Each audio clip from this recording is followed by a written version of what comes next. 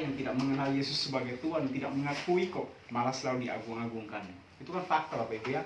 Nah, Tuhan tidak mau hal-hal seperti itu. Kita bersaing sesama kita. Terus yang kedua, keuntungan. Ada juga kan banyak. Jadi mungkin untuk pelayanan, dia semangat, atau gereja semangat, jemaatnya datang terus, ayo nanti diajak lagi. Nah gitu persembahannya kurang, mulai ngomong lagi, harus kasih banyak persembahan, gini. Tiba-tiba jemaat nggak ada, dia down, dia salahkan Tuhan. Jadi inti sebenarnya gitu. Nah, kita tidak pernah lihat Tuhan Yesus marah di mana, tetapi dia marahnya paling kan negur aja yang lain kan. Tapi ini sampai buat cambuk, dipukul semua, dibolak-balik semua. Itu kan marahnya Tuhan luar biasa. Karena itu Tuhan tidak mau dalam hati kita ini ada persaingan, terus ada perhitungan dagang dengan Tuhan. Tuhan tidak mau. Karena Tuhan bilang apa? Sumbernya loh saya. Pokok anggur itu adalah saya sendiri. Kamu minta apa? Pasti dikasih. Intinya kamu harus lakukan kehendakku, percaya, terus lakukan semuanya. Kalau itu sudah ada, datang sudah pada sumbernya. Nggak perlu. Nah, kapan hari saya pernah unggah status. Ini statusnya lainnya. Jadi, tapi setelah saya habis unggah status ini, saya ternyata memang luar biasa. Artinya luas. Saya tulis aja, jangan menangkap kupu-kupu yang lagi terbang. Tetapi perbaikilah tamanmu, maka kupu-kupu itu akan datang dengan sendirinya. Nah, kalau mungkin bagi muda-mudi kan pikir mungkin kejar cewek atau cowok. Tapi bagi kita, perbaikilah hati kita, karakter kita, maka sumber berkat itu akan datang dengan sendirinya. Itu dalam pemikiran saya. Dan terima kasih. Ini renungan singkat dari saya.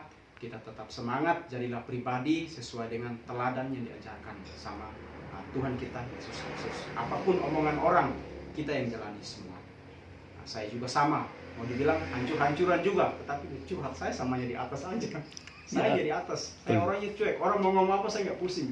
Intinya saya bilang, saya jalan, Tuhan kasih saya pekerjaan. Saya bisa tunjukin ke orang-orang yang menyakiti saya, membuat saya ini, saya tunjukin. Saya punya Tuhan yang luar biasa. Tanpa saya harus kerja keras bangun. Mungkin kita seperti orang kerja di pabrik atau di kantor, bangun harus jam 6:30, 6:30 udah harus berangkat. Kalau saya enggak, bisa ngatur waktu bekerja saya. Mungkin habis maghrib saya berangkat, dapat 3-4 orang. Karena saya yakin, di sana Tuhan siapkan berkat buat saya.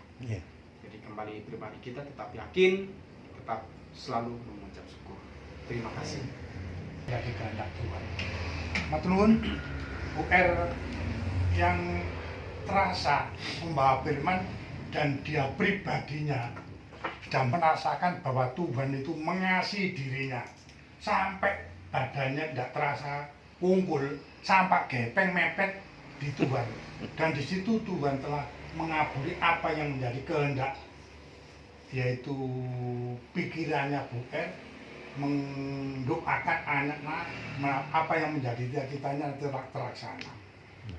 Kita ingat Nabi Musa keluar dari Mesir itu sulitnya setengah mati, tapi Musa tidak pernah putus asa.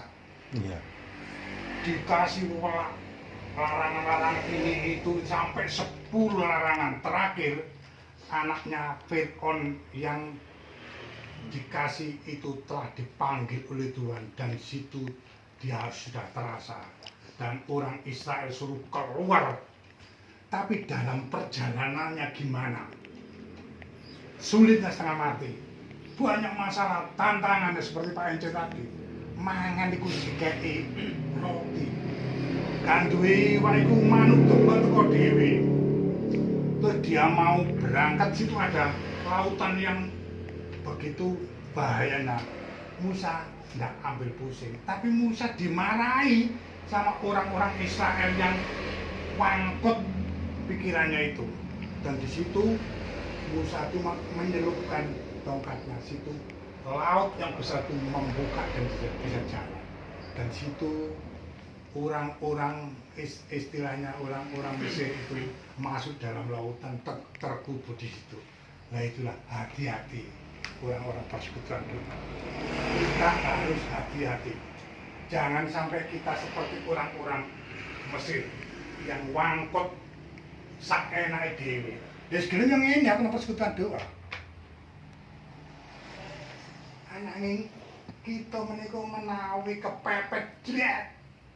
Nangis nang Gusti aku njaluk tulung. Ya apa anakku iki? Ya apa bapakku iki? Ya apa rezekiku iki? Ya apa perjalananku iki? Tapi Tuhan hendak meninggalkan kita begitu saja, saling mengasihi.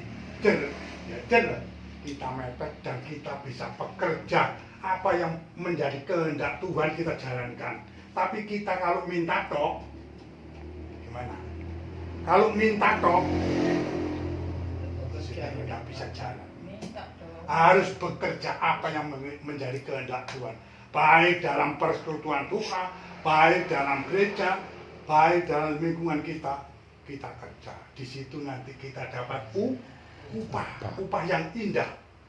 Yaitu baik anak-anak kita tertata, keluarga kita tertata. Di situ Tuhan telah mengasihi kepada kita. Ayat yang terakhir tadi saya lirik ya.